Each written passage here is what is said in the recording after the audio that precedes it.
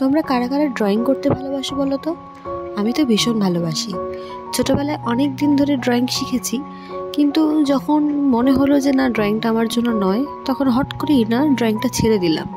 কিন্তু এখন বড় হয়ে বুঝি তখন ড্রয়িংটা না ছাড়লেই হয়তো ভালো হতো। কত কিছু যে অজানা থেকে গেল, কত কিছু না শেখাই রয়ে গেল।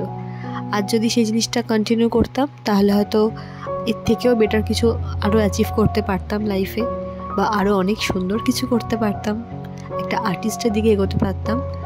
বাট সেসব থাক। এটা ছিল আমার স্টুডেন্টের একটি প্রজেক্ট, যেটা কিনা একটা ড্রয়িংয়ের ওপর একটা মালসা থাকবে, ছোট ছোট যে ঘটগুলো হয় মালসা টাইপের ঘট, ওই ঘটের মধ্যে তোমাকে ড্র করতে হবে।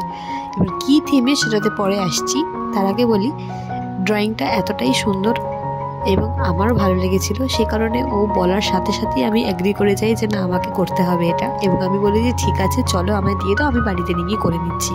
এবং আমি ওটা বাড়িতে নিয়ে আসি, বাড়িতে নিয়ে এসে রিল্যাক্সে বসে বসে এটা ড্র করি এবং ভাবলাম যে তোমাদের সাথে ওই জিনিসটা শেয়ার করি। সবার শেষে তোমরা দেখবে যে লোকটা কেমন লাগছে বা ফুল ড্রয়িংটা কেমন লাগছে।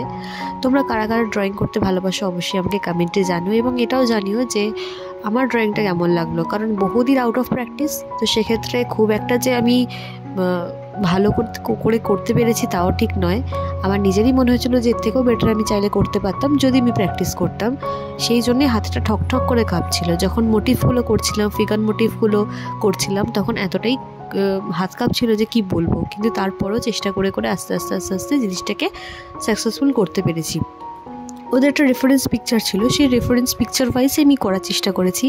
জানি না কতটা ভালো লেগেছে, আমার মোটামুটি লেগেছে ভালোই। কিন্তু পরে যখন ফিডব্যাকটা পেলাম তাদের কাছ থেকে, স্টুডেন্টের কাছ থেকে, যে তাদের খুব ভালো লেগেছে এবং স্কুলে যখন সেটা সাবমিট করে সেখান থেকেও ভালো অ্যাপ্রিসিয়েশন পেয়েছে, সেটা শুনে আমার সত্যিই ভালো লাগলো যে না, কিছু তো অ্যাটলিস্ট ভালো হলো।